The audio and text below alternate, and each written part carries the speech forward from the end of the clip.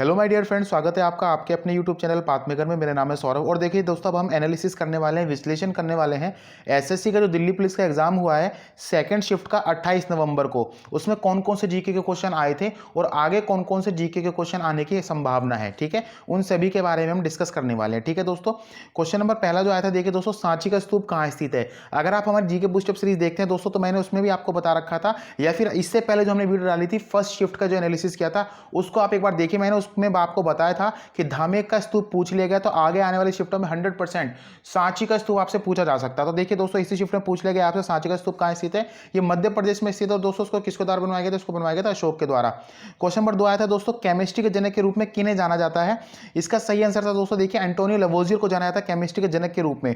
और देखिए दोस्तों, अगर आप हमारे जीके बूस्टअप सीरीज देखते हैं तो उसमें भी मैंने आपको एक क्वेश्चन बता रखा है, केमिस्ट्री के जनक, फिजिक्स के जनक, संस्कृत व्याकरण के जनक, ठीक है, और ऐसे दोस्तों भौतिक शास्त्र के जनक। मैंने आपको सभी के सभी जनक आपको बता रखे हैं। जनक से रिलेटेड दोस्तों, फादर से रिलेटेड आपसे क्वेश्चन 100% आने वाले स्टेट में भी आपसे पूछा जा सकता है। तो आप जितने भी ये फादर्स हैं इनके बारे में आप पढ़ लीजिए, जितने भी जनक कहलाते हैं उन सभी के बारे में आप पढ़ के जाइएगा। ठीक है, क्वेश्चन नंबर 3 आया था दोस्तों, देखिए ऑस्टेरी झील कहां स्थित है। इसका सही आंसर था दोस्तों, जो ऑस्टेरी झील है वो पुदुचेरी में स्थित है। ठीक है, क्वेश्चन नंबर 4 की ओर बढ़ते दोस्तों।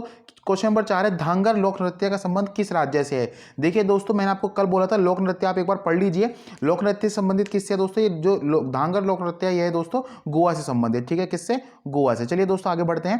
क्वेश्चन नंबर 5 आया था दोस्तों, चममास्क नृत्य किस राज्य से संबंधित है। देखिए दोस्तों, चममास्क नृत्य जो है सिक्किम और लद्दाख से संबंधित है। ठीक है, क्वेश्चन नंबर 6 दोस्तों, कौन सी फसल खरीफ की फसल है। देखिए दोस्तों, मैं आपको बार बार कह रहा हूं, रबी की फसल, खरीफ की फसल और जायद की फसल आप पढ़ लीजिए। हर शिफ्ट में हर रोज इससे क्वेश्चन आ रहा है। ठीक है, खरीफ की फसल देखिए दोस्तों, कौन कौन सी खरीफ की फसल होती है, मैंने आपको बताया था, ये जून जुलाई में बोई जाती है, नवंबर दिसंबर में काटी जाती है। जैसे कि जो इसका एग्जाम्पल है वो है मक्का, अरहर, गन्ना, धान, तिल, बाजरा। ठीक है, और ये दोस्तों यही कब बोई जाती है, मैंने आपको बता दी, जून जुलाई में बोई जाती है और नवंबर दिसंबर में काटी जाती है। ठीक है, खरीफ की फसल। इससे पहले शिफ्ट में दोस्तों आपसे पूछा गया था जायद की फसल।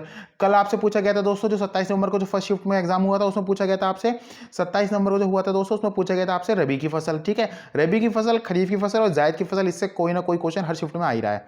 क्वेश्चन नंबर 7 है दोस्तों, देखिए मौर्य प्रशासन में टैक्स वसूलने वाले को क्या कहा जाता था। देखिए दोस्तों, जो टैक्स वसूलते थे उनको कहते थे समाहर्ता। ठीक है, क्या कहते थे दोस्तों, कहते थे समाहर्ता। ठीक है, समाहर्ता कहते थे। दोस्तों मौर्य वंश के बारे में आप पढ़ लीजिए, मौर्य वंश से क्वेश्चन जरूर आने वाला है आगे वाले शिफ्टों में। ठीक है, क्वेश्चन नंबर 8 की ओर बढ़ते दोस्तों, ई बाइक गो के अगस्त 2020 में ब्रांड एम्बेसडर किसे नियुक्त किया गया है। देखिए दोस्तों, सही आंसर था हरभजन सिंह। हरभजन सिंह को नियुक्त किया गया ई बाइक गो के ब्रांड एम्बेसडर के रूप में। क्वेश्चन नंबर 9 है दोस्तों, डेविड जॉन कैपेल का हाल ही में निधन हो गया, वह किस खेल से संबंधित है। देखिए दोस्तों, जो डेविड जॉन कैपेल थे वो दोस्तों क्रिकेट से संबंधित है, इंग्लैंड टीम में खेलते थे। ठीक है, क्वेश्चन नंबर 10 है दोस्तों, आरटीजीएस का पूर्ण रूप क्या होता है। दोस्तों देखिए, आरटीजीएस का पूर्ण रूप होता है रियल टाइम ग्रॉस सेटलमेंट। ठीक है, देखिए दोस्तों, आरटीजीएस में हम मैक्सिमम जो ट्रांजैक्शन कर सकते हैं 2 लाख रुपए तक की कर सकते हैं। आगे आने वाली शिफ्ट में आप देखेंगे दोस्तों, आपको एनईएफटी, आईएफएससी, आईएमपीएस, जो बैंकिंग से रिलेटेड जितने भी ये शॉर्ट फॉर्म होती हैं दोस्तों, आप उनको एक बार पढ़ लीजिएगा। ठीक है, क्वेश्चन नंबर 11 की ओर बढ़ते हैं दोस्तों, नकदी की लिक्विडिटी को नियंत्रित करने के लिए आरबीआई किसका प्रयोग करता है। देखिए दोस्तों, अगर आप हमारे जीके बूस्टअप सीरीज देखते हैं तो उसमें भी मैंने आपको आरबीआई कैसे महंगाई को कंट्रोल करता है वो मैंने आपको बता रखा है। और दोस्तों, जो मैंने आपको इससे पहले वाली शिफ्ट में जो डाला था, जिसमें मैंने आपको एक रेपो रेट बताया था और उसके साथ दोस्तों मैंने एक आपको रिवर्स रेपो रेट बताया था, आपको याद होगा। ठीक है, तो देखिए दोस्तों, मैंने उसमें ही बताया था आपको कि क्या होता है, आरआर होता है रेपो रेट और आरआरआर होता है रिवर्स रेपो रेट। आरआर का मतलब होता है दोस्तों, रेपो रेट का मतलब होता है वह ब्याज दर जिस पे आरबीआई बैंक वाणिज्य बैंकों को लोन देता है, और रिवर्स रेपो रेट क्या होता है दोस्तों, वह ब्याज दर जिस पर आरबीआई जो होता है वाणिज्य बैंकों से लोन लेता है। देखिए दोस्तों, आप समझेंगे एक बात को, ये महंगाई को कंट्रोल या फिर लिक्विडिटी को कंट्रोल कैसे करता है आरबीआई बैंक। मान लीजिए बहुत ज्यादा पैसा है मार्केट के अंदर, तो बैंक क्या कर रहे हैं, लोन ज्यादा दे रहे हैं पब्लिक को, तो आरबीआई क्या कहेगा कि आप उसको 9% पे लोन दे रहे हैं, मैं इतने पे आपसे लोन लेने के लिए तैयार हूं, और उससे क्या करेगा, वो उसको पैसे को जो भी मार्केट में फ्लो हो रहा था वो बैंकों से ले लेगा, और जब बैंकों के पास पैसा नहीं बचेगा तो क्या करेंगे, वो लोन को महंगा देंगे और पब्लिक महंगा लोन नहीं लेगी। तो इस तरीके से क्या करेगा दोस्तों, बैंक, जो आरबीआई बैंक होता है वो मार्केट में मनी के फ्लो को क्या करता है, कंट्रोल करता है, और महंगाई को इससे रिलेटेड कंट्रोल कर लेता है। ठीक है, ये दोस्तों एसएलआर भी मैंने आपको बताया था, स्टैच्यूटरी लिक्विडिटी रेशियो, उसके तहत भी इसको कंट्रोल किया जाता है। एसएलआर, सीआरआर, RRR और RR, इनके बारे में आप पढ़ लें दोस्तों, आपसे क्वेश्चन 100% आगे आने वाली शिफ्ट में पूछा जाएगा आपको, ठीक है। आरबीआई से रिलेटेड तो दोस्तों आप सभी के सभी क्वेश्चन जानते ही हैं, ठीक है। आरबीआई के दोस्तों गवर्नर के बारे में मैंने आपको बता रखा है, इनके बारे में आप पढ़ लीजिए। क्वेश्चन नंबर 12 है दोस्तों, पुर्तगालियों ने बॉम्बे को कब ब्रिटेन को गिफ्ट के रूप में दे दिया था? दोस्तों इसका आंसर था 1661 में दे दिया था, ठीक है। कब दिया था दोस्तों? 1661 में। क्वेश्चन नंबर 13 है दोस्तों, ओमर का किला कौन से राज्य में स्थित है? देखिए दोस्तों इसका सही आंसर था, जो ओमर का किला है वो राजा मान सिंह के द्वारा बनवाया गया था और राजस्थान के जयपुर में स्थित है। क्वेश्चन नंबर 14 है दोस्तों, भारत के चुनाव आयुक्त सितंबर 2020 में कौन थे? देखिए दोस्तों क्वेश्चन को हार्ड बनाने की कोशिश की जा रही है, सितंबर 2020 लिख करके बस, ठीक है। सितंबर 2020 से मतलब नहीं दोस्तों, जो भारत के जो चुनाव आयुक्त है वो कौन है दोस्तों? आप सभी जानते हैं दोस्तों, सुनील कुमार अरोड़ा है, और ये जीके बूस्टअप सीरीज के माध्यम से मैंने कई बार आपको बता रखा है, ठीक है। क्वेश्चन नंबर 15 है दोस्तों, निजामुद्दीन औलिया की दरगाह कहाँ स्थित है? देखिए दोस्तों जो निजामुद्दीन औलिया की दरगाह है वो दोस्तों न्यू दिल्ली में स्थित है, ठीक है। क्वेश्चन नंबर 16 की ओर बढ़ते हैं, अनुवांशिकी के जनक के रूप में किन्हें जाना जाता है? देखिए दोस्तों मैंने आपको अभी बताया, जीके बूस्टअप सीरीज के माध्यम से भी मैंने आपको क्वेश्चन करवा रखा है। अनुवांशिकी के जनक से रिलेटेड आप जरूर कर लीजिए दोस्तों, क्वेश्चन 100% आपको मिलेगा देखने को। अनुवांशिकी के जनक के रूप में माना जाता है दोस्तों ग्रेगर मेंडल को, ठीक है। क्वेश्चन नंबर 17 की ओर बढ़ते हैं दोस्तों, नीति का पूर्ण रूप क्या होता है? देखिए दोस्तों जीके बूस्टअप सीरीज के माध्यम से ये क्वेश्चन भी मैंने आपको करा रखा था। National institution for transforming India NITI Aayog है दोस्तों, जिसका नाम बदलकर योजना आयोग का नाम बदलकर 1 जनवरी 2015 को नीति आयोग किया गया था। योजना आयोग की स्थापना जो की गई थी दोस्तों 15 मार्च 1950 को की गई थी। नीति आयोग कब बना था? 1 जनवरी 2015 को बना था, ठीक है दोस्तों। और जो नीति आयोग के जो चेयरमैन होते हैं दोस्तों वो प्रधानमंत्री होते हैं, और प्रधानमंत्री एक्स ऑफिशियो चेयरमैन होते हैं, मतलब कि अपने आप जो भी प्रधानमंत्री होगा वही नीति आयोग का क्या बन जाएगा? चेयरमैन बन जाएगा। अगर आपसे पूछा जाए दोस्तों, आने वाली शिफ्ट में आपसे पूछा जा सकता है vice chairman of NITI Aayog, तो वो कौन है? राजीव कुमार है। आने वाली शिफ्ट में आपसे पूछा जा सकता है दोस्तों सीईओ कौन है नीति आयोग के, तो वो कौन है दोस्तों? अमिताभ कांत है, ठीक है। आप इसको कवर कर लीजिएगा। क्वेश्चन नंबर 18 आया था दोस्तों, वर्तमान में आरबीआई के डिप्टी गवर्नर कौन है? देखिए दोस्तों इससे पहले शिफ्ट की जो मैंने आपको एनालिसिस दिया था, आप उसको एक बार वीडियो को देख लीजिए। मैंने इसमें बोला था कि 100% आने वाले क्वेश्चन जो होंगे उसमें आरबीआई के डिप्टी गवर्नर के बारे में आपसे पूछा जाएगा। देखिए दोस्तों आरबीआई के डिप्टी गवर्नर के बारे में क्यों पूछा गया? क्योंकि अभी हाल ही में श्री एम राजेश्वर राव चेंज हुए थे दोस्तों, बने थे, मतलब कि अक्टूबर 2020 में एम राजेश्वर राव जो है दोस्तों वो आरबीआई के डिप्टी गवर्नर बने थे, ठीक है। अब मैं आपको बता दूं दोस्तों, डॉक्टर एमडी पात्रा जनवरी 2020 में इलेक्ट हुए हैं आरबीआई के डिप्टी गवर्नर। श्री एम के जैन जो है दोस्तों जून 2018 में बने थे। और दोस्तों अगर मैं बात करूं बीपी कांगो, तो ये बने थे दोस्तों अप्रैल 2017 में। 4 डिप्टी गवर्नर है दोस्तों, डिप्टी गवर्नर के बारे में आपसे पूछा जा सकता है, आरबीआई के डिप्टी गवर्नर। अभी एम राजेश्वर राव के बारे में पूछा गया दोस्तों, आने वाली शिफ्ट में एमडी पात्रा के बारे में भी पूछा जा सकता है, ठीक है। क्वेश्चन नंबर 19 की ओर बढ़ते हैं, लॉर्ड डलहौजी की डॉक्ट्रिन ऑफ लैप्स पॉलिसी के तहत सबसे पहला मिलाया जाने वाला स्थान कौन सा था? देखिए दोस्तों doctrine of lapse policy GK boost up series के माध्यम से मैंने आपको बता रखा है, यह है राज्य की हड़प नीति। और दोस्तों इसके तहत मिलाने वाला सबसे पहला स्थान जो था या फिर राज्य था वो था दोस्तों महाराष्ट्र का सतारा डिस्ट्रिक्ट, ठीक है। क्वेश्चन नंबर 20 की ओर बढ़ते हैं, शिक्षक दिवस कब मनाया जाता है? दोस्तों ये मनाया जाता है 5 सितंबर को जीके बूस्टअप सीरीज के माध्यम से, और मैंने आपको करंट अफेयर सीरीज में बता रखा है दोस्तों। और शिक्षक दिवस पूछ लिया गया दोस्तों, देश से रिलेटेड आप क्वेश्चन को जरूर कवर करके जाइएगा, हर शिफ्ट में एक ना एक क्वेश्चन देश से रिलेटेड आ रहा है, ठीक है। देखिए शिक्षक दिवस पूछ लिया गया है, आने वाली शिफ्ट में आपसे पूछा जा सकता है दोस्तों विश्व शिक्षक दिवस कब मनाया जाता है, वो आप कवर करके जाइएगा, ठीक है। 5 अक्टूबर को मनाया था विश्व शिक्षक दिवस, ठीक है। और देखिए दोस्तों ये सिर्फ यही नहीं, साक्षरता दिवस और कंप्यूटर साक्षरता दिवस वो भी आप कवर करके जाइएगा, ठीक है। क्वेश्चन नंबर 21 जो था दोस्तों, देखिए चेन्नई सुपर किंग्स के वर्तमान कप्तान का कार्यभार किसके कंधों पर है? देखिए दोस्तों क्वेश्चन की लैंग्वेज को हार्ड बनाया जा रहा है, हालांकि क्वेश्चन हार्ड नहीं है, तो कौन है दोस्तों? वो है एमएस धोनी। और देखिए दोस्तों चेन्नई सुपर किंग्स के बारे में पूछ लिया गया, अब आने वाली शिफ्ट में पूछा जा सकता है आपसे मुंबई इंडियंस से, क्योंकि मुंबई इंडियंस ने अभी हाल ही में इसको जीता है 2020 का आईपीएल जो है। और अगर उससे क्वेश्चन आएगा तो आएगा दोस्तों कैप्टन से रिलेटेड, ठीक है, क्योंकि जीत तो पूछ ली गई है, या फिर आपसे रनर अप भी पूछा जा सकता है। क्वेश्चन नंबर 22 था दोस्तों, कौन सी अधातु विद्युत की सुचालक होती है? देखिए दोस्तों ग्रेफाइट ऐसी सुचालक है, ग्रेफाइट ऐसी अधातु है दोस्तों जो विद्युत की क्या होती है? सुचालक होती है, ठीक है। और कार्बन का पररूप है, ये मैंने आपको बता रखा है जीके बूस्टअप सीरीज के माध्यम से। क्वेश्चन नंबर 23 आया था दोस्तों, अंतर्राष्ट्रीय पतंग महोत्सव कहाँ मनाया जाता है? तो दोस्तों ये मनाया जाता है अहमदाबाद में। क्वेश्चन नंबर 24 को बढ़ते दोस्तों, क्वेश्चन नंबर 24 आया था, संविधान सभा ने संविधान को बनाने में कितना समय लिया था? देखिए दोस्तों ये भी मैंने आपको क्वेश्चन बता रखा है जीके बूस्टअप सीरीज के माध्यम से, 2 साल 11 महीने 18 दिन लगे थे दोस्तों संविधान को बनाने में। देखिए दोस्तों संविधान सभा से रिलेटेड आप क्वेश्चन पढ़ लीजिए, संविधान सभा मैंने आपको पूरी की पूरी कवर अप करा रखी है, किसके माध्यम से? जीके बूस्टअप सीरीज के माध्यम से। तो संविधान सभा के बारे में आप क्वेश्चन को पढ़ लीजिएगा, आने वाले शिफ्ट में आपको संविधान सभा से रिलेटेड क्वेश्चन मिलेंगे, जैसे कि पहली मीटिंग कब हुई थी, लास्ट मीटिंग कब हुई थी, पहले अध्यक्ष कौन बने थे, पहले टेम्पररी चेयरमैन कौन बने थे, इससे रिलेटेड आपसे क्वेश्चन पूछा जा सकता है। क्वेश्चन नंबर 25 आया था दोस्तों, राजस्व प्राप्ति तथा राजस्व व्यय के अंतर को क्या कहते हैं? दोस्तों देखिए राजस्व प्राप्ति मतलब दोस्तों राजस्व आय से है, और राजस्व व्यय से मतलब दोस्तों खर्चे से। ठीक है दोस्तों, तो राजस्व प्राप्ति और राजस्व व्यय के बीच में अगर अंतर पॉजिटिव आता है दोस्तों तो उसको राजस्व बचत कहते हैं, और राजस्व प्राप्ति तथा राजस्व व्यय के बीच में अगर जो वो आता है वैल्यू अगर नेगेटिव आ रहा है रिजल्ट, तो उसका मतलब होता है दोस्तों राजस्व घाटा। ठीक है, क्वेश्चन नंबर 26 की ओर बढ़ते हैं। भारत का राष्ट्रीय गीत वंदे मातरम कांग्रेस के किस अधिवेशन में गाया गया था? देखिए दोस्तों, अगर आप हमारी वीडियोस को देखते हैं तो इससे पहली शिफ्ट में मैंने आपको बता दिया था कि आने वाले शिफ्टों में आपसे क्या पूछा जाएगा, कांग्रेस पार्टी से रिलेटेड क्वेश्चन 100% आएगा।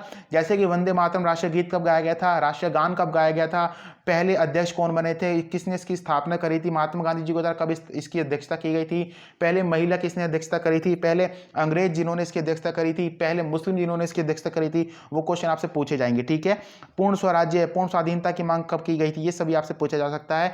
कांग्रेस पार्टी को जरूर कवर करके जाएगा दोस्तों। CHSL में भी हर शिफ्ट में इससे क्वेश्चन आया है, और दिल्ली पुलिस का जो एग्जाम हो रहा है उसमें भी हर शिफ्ट में क्वेश्चन आ रहा है। देखिए दोस्तों, राष्ट्रीय गीत वंदे मातरम जो गाया गया था वो गाया गया था दोस्तों 1896 में, जो 12वीं मीटिंग हुई थी कांग्रेस पार्टी की कलकत्ता में, जिसकी अध्यक्षता किसके द्वारा की गई थी, रहमतुल्लाह सैनी के द्वारा की गई थी। ठीक है, क्वेश्चन नंबर 27 आया था दोस्तों, 2011 की जनगणना के अनुसार सबसे ज्यादा जनघनत्व किस राज्य का? देखिए दोस्तों, आप मेरी इससे पहले वाली शिफ्ट के जो एनालिसिस मैंने किया था उसको आप देख लीजिए, मैंने उसमें ही आपको बता दिया था कि आने वाली शिफ्टों में इस तरीके के क्वेश्चन आपसे पूछे जा सकते हैं। तो सबसे ज्यादा जनघनत्व जो है दोस्तों किसका, बिहार का, जो कि 1106 व्यक्ति प्रति किलोमीटर स्क्वायर वर्ग के क्षेत्र में फल के है।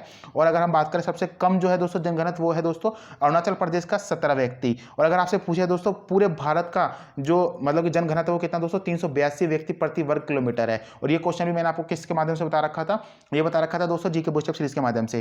क्वेश्चन नंबर 28 है, देखिए दोस्तों आप सभी के सभी कवर कर लीजिए। जनगणना 2011 की जनगणना का डाटा जो है वो एक बार आप कवर कर लीजिए, उससे क्वेश्चन हर शिफ्ट में आ रहा है। ठीक है, क्वेश्चन नंबर 28 है दोस्तों, देखिए ease of doing business ranking में कौन सा राज्य टॉप पर रहा है? देखिए दोस्तों, अगर आप हमारे जी वो करंट अफेयर की सीरीज देखते हैं दोस्तों, तो मैंने आपको उसको में ये क्वेश्चन बता रखा है कि ease of doing business ranking में कौन सा राज्य टॉप पर रहा था, तो रहा था दोस्तों आंध्र प्रदेश प्रथम स्थान पर, उत्तर प्रदेश दूसरे स्थान पर रहा है, और दोस्तों तेलंगाना तीसरे स्थान पर रहा है। अगर हम बात करें दोस्तों, वर्ल्ड बैंक ने जो एक ease of doing business ranking जारी करी थी उसमें इंडिया की रैंकिंग रही थी 63। आगे आने वाली शिफ्टों में आपसे पूछा जा सकता है। ठीक है, रैंकिंग से रिलेटेड दोस्तों आप जरूर कवर कर लीजिए। जो इंडेक्स मैंने आपको बता रखा है करंट अफेयर के माध्यम से दोस्तों, मैंने आपको सेपरेटली टॉपिक दिया था कौन सा, इंडेक्स वाला, तो आप उसको कवर जरूर कर लीजिए, उससे रिलेटेड क्वेश्चन हर शिफ्ट में आ रहा है। ठीक है, क्वेश्चन नंबर 29 के बारे में बढ़ते हैं दोस्तों। देखिए पिछले 4 वर्षों की अवधि में किसी खिलाड़ी द्वारा उत्कृष्ट योगदान हेतु कौन सा अवार्ड दिया जाता है? देखिए दोस्तों, राजीव गांधी खेल रत्न अवार्ड दिया जाता है 4 वर्षों की अवधि में उत्कृष्ट योगदान के लिए। ठीक है दोस्तों, 2020 में किस चीज को दिया गया? देखिए आप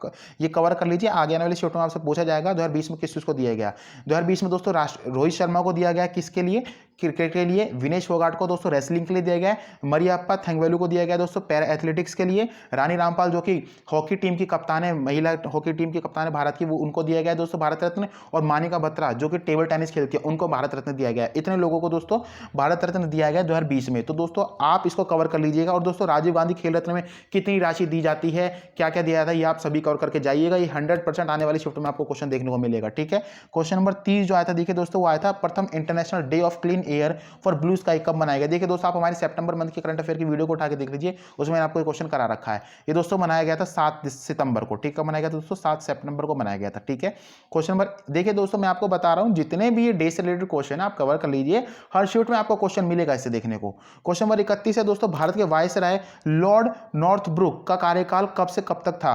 देखिए दोस्तों इसका आंसर था 1872 से लेकर के 1876 तक। ठीक है दोस्तों, मैंने आपको कल ही बता दिया था कि जितने भी लॉर्ड्स से रिलेटेड आप पढ़ लीजिए, हर शिफ्ट में लॉर्ड से रिलेटेड क्वेश्चन आ रहा है, हर एग्जाम में आने की संभावना है इससे रिलेटेड। ठीक है, क्वेश्चन देखिए दोस्तों अभी तो आप ऐसे ऐसे क्वेश्चन देख रहे होंगे कि आपने इनका नाम भी नहीं सुना होगा। आने वाली शिफ्ट में आप देखेंगे दोस्तों लॉर्ड कैनिंग, लॉर्ड कैनिंग आ जाएगा, लॉर्ड विलियम बेंटिक आएगा, है ना, वेलेजली आएगा, एलनबरो आएगा, एटनबरो आएगा। इनसे रिलेटेड आप देखेंगे, इनसे रिलेटेड आपको क्वेश्चन देखने को मिलेगा। लॉर्ड डलहौजी से रिलेटेड तो क्वेश्चन आ ही चुका है। ठीक है, ये तीसरा क्वेश्चन है दोस्तों इस शिफ्ट में जो कि किससे रिलेटेड आ रहा है, लॉर्ड से रिलेटेड आ रहा है। ठीक है, क्वेश्चन नंबर 32 है, देखिए दोस्तों विनेश भृंगुवंशी किस खेल से संबंधित जिन्हें 2010-20 में अर्जुन अवार्ड से सम्मानित किया गया?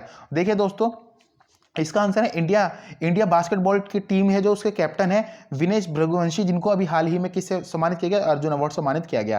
क्वेश्चन नंबर 33 है दोस्तों, भारत के प्रशासनिक कार्यों के लिए जिम्मेदार कौन होता है? देखिए दोस्तों इसके लिए जो ऑप्शन आए थे parliament, attorney general, cabinet secretariat या फिर सुप्रीम कोर्ट। इसका सही आंसर था दोस्तों कैबिनेट सेक्रेटेरिएट जो होती है, मतलब कैबिनेट सचिवालय, वही जिम्मेदार होता है प्रशासनिक कार्यों के लिए। क्वेश्चन नंबर 34 था दोस्तों, देखिए अटल भूजल योजना का शुभारंभ कब किया गया था? इसका आंसर था दोस्तों 25 दिसंबर 2019 को शुभारंभ किया गया था दोस्तों अटल भूजल योजना का, और उन राज्यों के लिए किया गया था दोस्तों जहां पे निम्न भूमि जल स्तर है। ठीक है, और क्या है दोस्तों, भूजल संरक्षण के लिए दोस्तों क्या किया गया था, अटल भूजल की स्टार्टिंग की गई थी, इस योजना की स्टार्टिंग की गई थी ताकि क्या किया जाए, भूजल जो भूमि का जल है उसके स्तर को बढ़ाया जा सके। ठीक है, क्वेश्चन नंबर 35 आता है दोस्तों, झारखंड राज्यसभा की कितनी सीटें हैं। देखिए दोस्तों, मैंने आपको इससे पहले वाले शिफ्ट के जो एनालिसिस कर रहे थे, मैंने आपको बता दिया था कि जब यूपी का पूछा गया था तो मैंने आपको बोला था कि आने वाले शिफ्टों में ऐसे ऐसे रिलेटेड क्वेश्चन आ सकते हैं। तो देखिए दोस्तों, झारखंड को टच कर लिया गया है, ये जो कि किसके आसपास है, बिहार के आसपास है। तो आगे आने वाली शिफ्ट में आप देखेंगे दोस्तों बिहार से रिलेटेड पूछा जाएगा, क्योंकि बिहार में अभी इलेक्शन हुए हैं। ठीक है, तो दोस्तों झारखंड में राज्यसभा की सीटें जो है वो है 6, और अगर हम बात करें लोकसभा की तो लोकसभा की है 14। ठीक है दोस्तों, सबसे कम सीट किसकी है और सबसे ज्यादा सीट किसकी है वो एक बार पढ़ लीजिएगा आप। क्वेश्चन नंबर 36 दोस्तों, चट्टानों के अध्ययन को क्या कहा जाता है। ये क्वेश्चन मैंने आपको जीके पुशअप सीरीज के माध्यम से करा रखा है। पेट्रोलॉजी कहते हैं दोस्तों चट्टानों के अध्ययन को। क्वेश्चन नंबर 37 है दोस्तों, बेणेश्वर मेला किस जनजाति से संबंधित है। बेणेश्वर मेला जो है दोस्तों वो संबंधित है भील जनजाति से। ठीक है दोस्तों, राजस्थान के डूंगरपुर जिले का प्रसिद्ध मेला है। ठीक है, देखिए दोस्तों, जो भी अभी मैंने आपको बताया ये चट्टानों के अध्ययन को, ये जितने भी अध्ययन है ना आप सभी कवर कर लीजिए, किस किस के अध्ययन को क्या कहते हैं। ठीक है, जैसे छिपकली के अध्ययन को क्या कहते हैं, सुंदरता के अध्ययन को क्या कहते हैं, पेड़ों के अध्ययन को क्या कहते हैं, कीटों के अध्ययन को क्या कहते हैं, सांपों के अध्ययन को क्या कहते हैं, ये सभी के सभी अध्ययन आप कर लीजिए दोस्तों। आगे आने वाली शिफ्ट में देखेंगे एक ना एक क्वेश्चन आपको हर शिफ्ट में देखने को मिलेगा। ठीक है, क्वेश्चन नंबर 38 को बढ़ते दोस्तों, नाट्य शास्त्र किसके द्वारा लिखा गया। देखिए दोस्तों, जो नाट्य शास्त्र वो लिखा गया भरत मुनि के द्वारा। ठीक है, क्वेश्चन नंबर 39 है, देखिए दोस्तों, हाल ही में अगस्त 2020 में Indian army chief general Manoj Mukund Naravane के द्वारा कौन सी पुस्तक लॉन्च की गई। देखिए दोस्तों, ये क्वेश्चन मैंने आपको अपने करंट अफेयर सीरीज के माध्यम से बता रखा है। तो national security changes young scholar perspective ये बुक लॉन्च की गई थी Indian army chief general Manoj Mukund Naravane के द्वारा। क्वेश्चन नंबर 40 की ओर बढ़ते हैं दोस्तों। देखिए क्वेश्चन नंबर 40 है, सूरमा नदी कहां बहती है या फिर किस देश से बहती है दोस्तों, बांग्लादेश से बहती है सूरमा नदी। क्वेश्चन नंबर 41 है दोस्तों, किस राज्य के ग्रामीण क्षेत्रों में सार्वजनिक कल्याण करने की दिशा में प्रौद्योगिकी का अधिकतम उपयोग सुनिश्चित करने के लिए डिजिटल सेवा सेतु कार्यक्रम की शुरुआत किस राज्य के द्वारा की गई है। देखिए दोस्तों, ये की गई है गुजरात के द्वारा। ठीक है, क्वेश्चन नंबर 42 को बढ़ते हैं दोस्तों, प्रथम महिला जिसने इंडियन आर्मी में लेफ्टिनेंट जनरल की पोस्ट को हासिल किया है वो है दोस्तों पुनीता अरोड़ा, जिन्होंने जो कि दोस्तों 2004 में बनी थी। ठीक है, लेफ्टिनेंट जनरल की पोस्ट पर आई थी। क्वेश्चन नंबर 43 जो आया था, देखिए दोस्तों, national payments corporation of India ने किस सर्विस को अंतर्राष्ट्रीय बाजारों में उतारने के लिए लॉन्च किया है। देखिए दोस्तों, यूपीआई मतलब यूनिफाइड पेमेंट इंटरफेस और कार्ड नेटवर्क रुपए को लॉन्च किया है national payment corporation of India ने। ठीक है, देखिए दोस्तों, यूपीआई और ये मैंने आपको बताया है, जो जितने भी बैंकिंग से रिलेटेड जितने भी शॉर्ट फॉर्म है वो आप इसको याद कर लीजिए, वो आने वाले शेड्यूल में आपसे पूछा जा सकता है। क्वेश्चन नंबर 44 आता है दोस्तों, narcotics drugs and psychotropic substance act लागू कब हुआ था। देखिए दोस्तों, इसका जो आंसर था, ये जो लागू हुआ था दोस्तों 1985 में हुआ था। ये क्वेश्चन क्यों आया दोस्तों, अभी आप जानते हैं बॉलीवुड में जो भी ड्रग्स से रिलेटेड जो भी धंधा चल रहा था उनके बारे में बहुत खुलासे हो रहे हैं, इसलिए यहाँ पर narcotics drugs and psychotropic substance act पूछ लिया गया है आपसे। ठीक है, अब हम बात करते हैं दोस्तों क्वेश्चन नंबर 45 की। देखिए क्वेश्चन नंबर 45 आता है, झांसी की रानी के पति का नाम क्या था। झांसी की रानी का मूल नाम मैंने आपको बता रखा था दोस्तों, और यहाँ पे आपसे पूछा गया पति का नाम क्या था। दोस्तों पति का नाम था उनका गंगाधर राव। ठीक है, झांसी की रानी के पति का नाम क्या था दोस्तों, गंगाधर राव था। ठीक है, क्वेश्चन नंबर 46 आता है दोस्तों, एसएनटीपी का पूर्ण रूप क्या होता है। देखिए दोस्तों, एसएनटीपी का पूर्ण रूप होता है दोस्तों सिंपल नेटवर्क टाइम प्रोटोकॉल। ठीक है दोस्तों, इतने ही क्वेश्चन हमें मिल पाए थे, इतने ही क्वेश्चन हमें मिल पाए हैं दोस्तों जिनको हमने आपके साथ डिस्कस किया है। अगर आप कोई ऐसा क्वेश्चन जानते हैं दोस्तों जो हमने बताया है और आपकी शिफ्ट में नहीं आया, तो आप कमेंट सेक्शन में कमेंट करके जरूर बताएं। ठीक है, या फिर ऐसा कोई क्वेश्चन रह गया हो जो हम ना बता पाए हो और आपकी शिफ्ट में वो आया हो, तो आप कमेंट सेक्शन में कमेंट करके जरूर बताएं। ठीक है दोस्तों, इसी तरह जुड़ी रहिए आप पाथमेकर यूट्यूब फैमिली के साथ, ताकि हम आपको बिल्कुल सटीक विश्लेषण दे पाए जो कि एग्जाम में एक्चुअल क्वेश्चन आए थे। ठीक है दोस्तों, इसी तरीके की वीडियो पाने के लिए अभी हमारे चैनल को सब्सक्राइब कर लीजिए, ताकि हमारे द्वारा डाली गई वीडियोस आपको मिलती हैं। चलिए दोस्तों, अब आपसे विदा लेते हैं। आज की वीडियो यहीं पे समाप्त होती है। आपको वीडियो कैसी लगी कमेंट सेक्शन में कमेंट करके जरूर बताइएगा, हमें आपके कमेंट का इंतजार रहेगा। चलिए दोस्तों, विदा लेते हैं, आपसे मिलेंगे अपनी नेक्स्ट वीडियो में। थैंक्स फॉर वॉचिंग गाइस, जय हिंद, जय भारत।